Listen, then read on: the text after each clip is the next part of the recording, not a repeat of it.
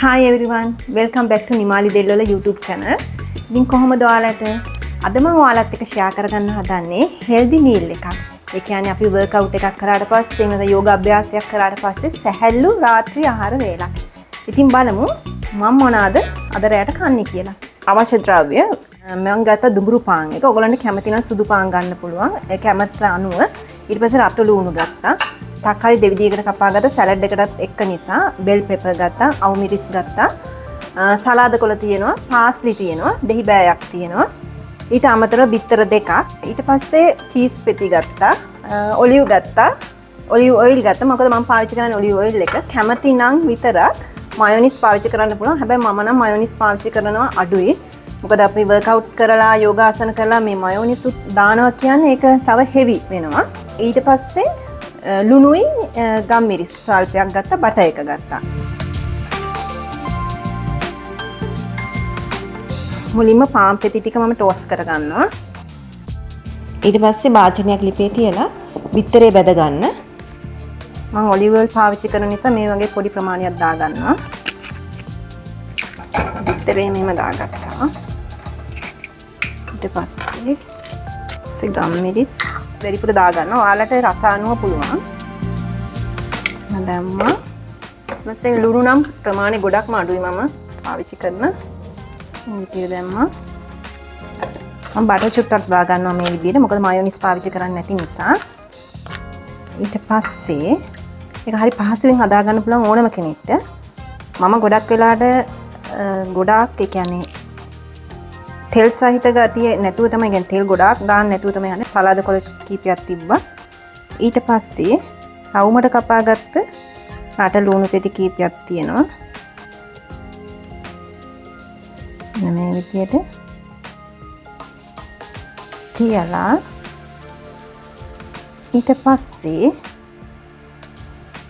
Bell pepper ඕනි නම් මේ අතරතුර ඔයගොල්ලන්ට ගම් මිරිස් චූට්ටක් දා ගන්න පුළුවන් රස අනුව.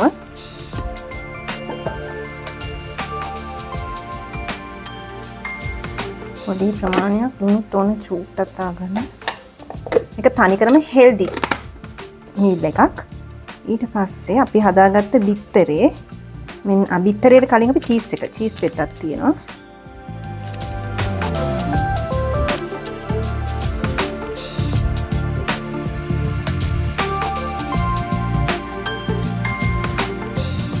ඊට පස්සේ තක්කාලි පෙති කීපයක් තියෙනවා.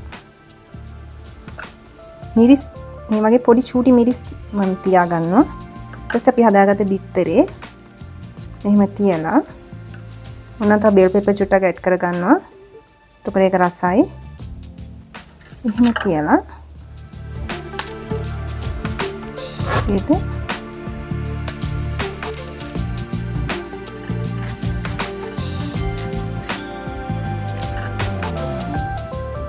ඊළඟට මම මේකේ සලාඩ් එක හදනවා. සලාද කොළ මේ විදිහට කඩා ගත්තා.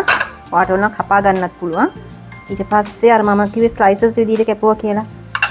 තක්කාලි ටික දා ගන්නවා. මේ විදිහට. ඊට පස්සේ බෙල් පෙපර් පොඩ්ඩක්. මේ විදිහට. රට ලුණුත් මම දෙවිදිහකට කපා ගත්තා. ඒ ඔක්කොම මේ විදිහට දැම්මා. මේක හරි ලේසි.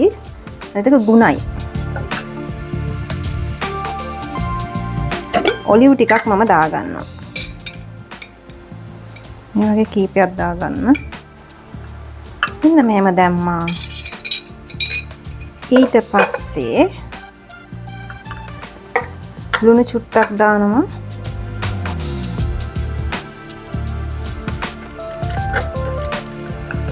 ගම් මිරිස් මම චුට්ටක් වැඩිපුර දා ගන්නවා.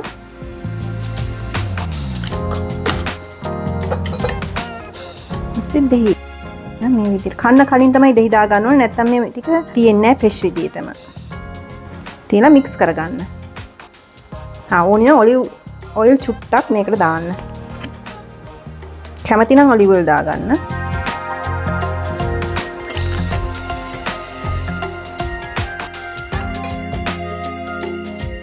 මෙන්න මේ විදිහේ සැහැල්ලු රාත්‍රී ආහාර වේලක් තමයි මම යෝගාසන වර්ක්අවුට් කරාට පස්සේ ගන්නෙ. රසගුණ දෙකම තියෙනවා. ඒ වගේම තමයි හරි ඉක්මනට පහසුවෙන් හදා ගන්න පුළුවන්. ඉතින් ඔයාලා try කරලා බලන්න. ඔන්න ඔය විදිහට තමයි අද මගේ blog එක මම ඉවර කරන්නේ. එහෙමනම් අමතක කරන්න එපා නිමාලි දෙල්වල කියන මගේ YouTube channel එක subscribe කරන්න. ආයිත් සැරයක් ලස්සන vlog එකකින් ඔයාලා හම්බ වෙන්න වෙනකන් ඔයාලා හැමෝම පරිස්සමින් ඉන්න. ආදරේ හැමෝටම.